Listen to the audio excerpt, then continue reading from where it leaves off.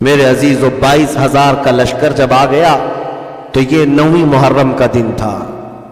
9ویں محرم کا دن تھا. امام عالی مقام سید الشہداء شہید کربلا رضی اللہ تعالیٰ عنہ رات کے وقت اپنے خاندان والوں کو پھر جمع کرتے ہیں اور کہتے ہیں دیکھتے نہیں ہو ان کی طرف سے اس طرح کا لشکر جمع پر جمع ہوتا جا رہا ہے اور مجھے لگتا ہے یہ صرف میرے خون کے پیاسے ہیں.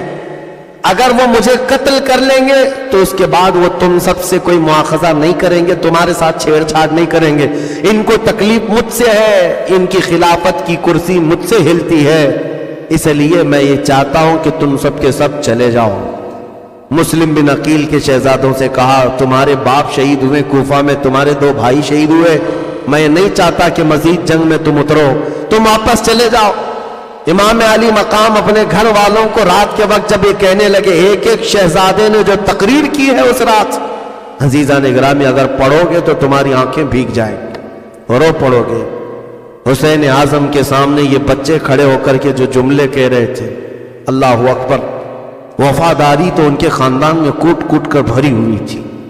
ہر بچہ کھڑا ہوتا اور کہتا یہ آپ کیسا مشورہ ہمیں دے رہے ہیں امام عالی مقام, امام پاک, آپ کے بعد جینا کس کو کہتے ہیں, آپ کے بعد زندگی کس کو کہتے ہیں؟ اگر آپ یہاں پر قتل کر دیے جائیں اور ہم زندہ رہیں تو ہماری زندگی پر لعنت ہو, ہماری زندگی پر افسوس ہو. ایسا ہرگز نہیں ہوگا کہ جب تک ہم زندہ ہیں آپ کی طرف کوئی تیر بھی آئے. امام علی مقام کے یہ جانثاروں کی جو جماعت تھی کمال کے لوگ تھے, کبھی ان کو تعداد پر اور کبھی ان کی طاقت پر غم نہیں ہوا اور خوف نہیں آیا. 82 لوگ تھے اور جانثاران اہل بیت میں اب جو شمار ہوتا ہے سنی. یہ حالات جب بدلنے لگے, شام کا وقت آیا, گھوڑا دوڑاتے ہوئے حر بن یزید آیا, عمر بن سعد سے کہا, شمر ذل جوشن سے کہا کہ کیا حسین جو 3 باتیں کہہ رہے تم کو ان میں سے کوئی منظور نہیں؟ عمر بن سعد نے کہا میں مجبور ہوں, میں کیا کر سکتا ہوں. عبید اللہ بن زیاد کی طرف سے یہ شمر ذل جوشن خط لے کر کے آیا ہے. عبید اللہ بن زیاد صلح چاہتا ہی نہیں, وہ صرف قتل حسین چاہتا ہے. عمر بن سعد سے یہ حر بن یزید نے کہا تو پھر تجھ پر افسوس ہے, تیرے باپ رسول اللہ کے صحابی ہیں, تجھ پر افسوس ہے, تو نے خاندان نبوت کو دیکھا ہے, ان کی پرورش کو دیکھا ہے, تو کیا تو تلوار اٹھائے گا حسین کے خلاف؟ حر بن یزید یہ کوئی دوسرا آدمی نہیں, یہ سب سے پہلے 1000 کا لشکر لے کر آنے والا خود ہی پوچھ رہا ہے کیا تم لوگ حسین کے خلاف تلوار اٹھاؤ گے؟ عمر بن سعد نے کہا ہم مجبور ہیں, تلوار بھی اٹھائیں گے اور ان کا سر بھی کاٹیں گے. اتنا سننے کے بعد حر بن یزید نے فوج کو دھکا دے دیا 1000 کی, کہا یہ ساری فوج, یہ ساری طاقت تمہیں مبارک ہو, میں جاتا ہوں شہزادہ رسول کے پاس. اس لیے کہ درمیان میں کھڑے ہو کر حر بن یزید نے پکار کر کہا, لوگ کہہ رہے تھے اے حر بن یزید تو کیا کہہ رہا ہے یہ سب باتیں؟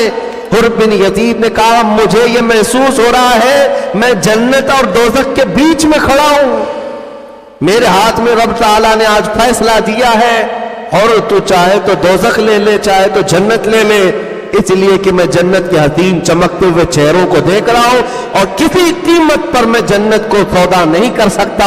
اس لیے فوج تمہیں مبارک, میں رسول اللہ کے اس شہزادے کے پاس جا رہا ہوں جو جنتی جوانوں کا سردار ہے. حسین کی طرف سے کس شہزادے نے ڈھول بجائے؟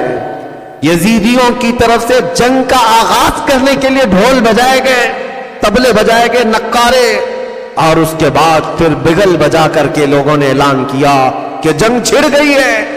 حیرت ہوتی ہے ان ظالم کتوں پر کہ رسول اللہ کے خاندان کے 3 دن کے بھوکے اور پیاسے شہزادوں سے لڑنے کے لیے 22,000 کے نامردوں کی فوج جمع کر لی اور جنگ کا اعلان کرتے ہو. پھر بھی حسین اعظم کا ایک شہزادہ پیچھے ہٹنے کو تیار نہیں, منہ پھیرنے کو تیار نہیں. جنگ کا بگل بج گیا تو گھر کے اندر سے خیمے سے عورتیں سہم گئیں کہ کیا حقیقت میں یہ پوری فوج ہم پر ٹوٹ پڑنے والی ہے, یہ رسول اللہ کی امت ہے. امام علی مقام نے کہا صبر صبر. پھر عمر بن سعد جو سپہ سالار تھا یزیدی فوج کا, लोगों को बुलाया और जो झंडा उठाया हुआ था उस शख्स को बुलाया और कहा गवाह रहना, कमान में तीर डालता है और सबसे पहला तीर इमाम हुसैन के खीमे की तरफ फेंका। कहा तुम लोग गवाह रहना, जंग की इब्तिदा करने वाला मैं हूं, सबसे पहला तीर चलाने वाला मैं हूं, ताकि अमीरुल मोमिनीन यजीद के पास से मुझे इनाम और इकराम मिले और मेरे लिए जो परवाना रे की हुकूमत का दिया गया था उसका मैं हकदार हो जाऊं। ये कैसी लालच थी, ये कैसा हिर्स था, कैसा तमा है।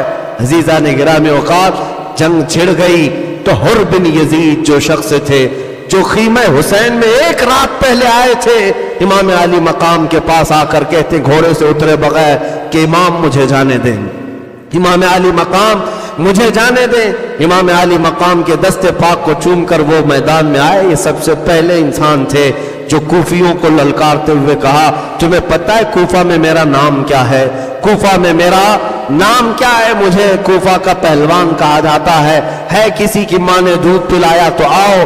कूफी वैसे ही बुज़दिल लोग थे, तलवारों की झुरमुट में आते और झुंड में हमला करने वाले लोग। ये हुर बिन यजीद के पास कोई आने को तैयार नहीं था। अम्र बिन साद बड़े बड़े लोगों का नाम ले लेकर धक्का देकर भेजा करता था कि जाओ इसके मुकाबिल में, जाओ इसके मुकाबिल में।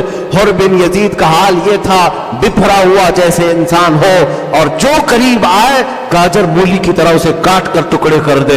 एक ही हुर बिन यजीद है, तकरीबन कुछ घंटों में 120 लाशें गिरा चुका था। वो किसकी लाशें थी? हुर बिन यजीद ने यजीदियों के खीमे के अंदर ऐसी खलबली मचा दी थी। मैं अक्सर ये कहा करता हूं, एक दिन खीमे हुसैन में आने वाले हुर बिन यजीद की ताकत का हाल ये है वो चंद घंटों में 120 यजीदियों के पसीने निकाल दे, बल्कि उनके खून को जमीन पर बहा करके दुनिया को ये बता दे एक दिन से अगर दामन से दाबस वाबस्ता हो जाए तो ताकत का ये हाल है, तो फिर रसूलुल्लाह के खानदान में हुसैन की गोद में पले हुए शहजादों की ताकत का हाल क्या होगा। इसीलिए मेरे अजीजों, हुर बिन यजीद को कई जत्थे मिलकर के हमला करके हुर बिन यजीद को शहीद करते हैं। ज़ुहैर बिन क़य्यिन बजली जो काफिले में इमाम अली मकाम के साथ हुए थे वो आए, हबीब बिन मुज़ाहिर आए, मुस्लिम बिन औसजा असदी ये इमाम हुसैन के जानिसारों में से हैं, ये चाहने वाले मुहिब्बान अहले बैत में से हैं। ये आए इजाजत लिए और इमाम अली मकाम मना करते थे, मुझे जाने दो, मुझे जाने दो, मुझे बात करने दो। लेकिन ये जानिसारान ऐसे थे, ये मुहिब्बान अहले बैत ऐसे थे, इमाम हुसैन को बाहर एक कदम भी आगे बढ़ाने नहीं देते थे और कहते थे जब तक हमारी जिंदगी है इमाम अली मकाम तो बहुत बड़ी बात है, आपके घर का कोई बच्चा भी मैदान में हम उतरने नहीं देंगे। जितने जानिसार थे सब आए और शहजादगान अहले बैत को भी आने नहीं दिया। हबीब बिन मुज़ाहिर आए, मुस्लिम बिन औसजा आए और ज़ुहैर बिन क़य्यिन आए। ये भी दोपहर के करीब करीब लड़ते रहे, सवाल तक लड़ते रहे, ये तीन ही लोग लड़ते रहे। कुछ लोग आए और कूफा के लोग मुकाबला न कर सके, मौत के घाट उतर गए और इन तीनों भी जामे शहादत नोश कर गए। इमाम अली मकाम के सगे भाई जो थे मौला अली की औलाद, इमाम अली मकाम के जो सगे भाई थे अब्दुल्ला बिन अली, जैद बिन अली, बकर बिन अली, उमर बिन अली, उस्मान बिन अली, 5 शहजादे अली मुर्तदा के मैदान में थे। ये आए एक साथ इमाम हुसैन से इजाजत लेकर कि हमें जाने दें। हजरत अब्बास अलंबरदार ये भी इमाम अली मकाम के भाई हैं, ये मौजूद थे इमाम हुसैन के साथ। ये 5 भाई आए और ये के बाद दीगरे इन्होंने कूफियों के सर उड़ाए और दमदार और शुजाअत के साथ मुकाबला करते रहे और जामे शहादत ये के बाद दीगरे नोश करते रहे। अजीज़ान गिरामी औक़ात, ये खानदान अहले बैत के लोगों का यहाँ से इनकी कुर्बानियों की इब्तिदा शुरू हुई।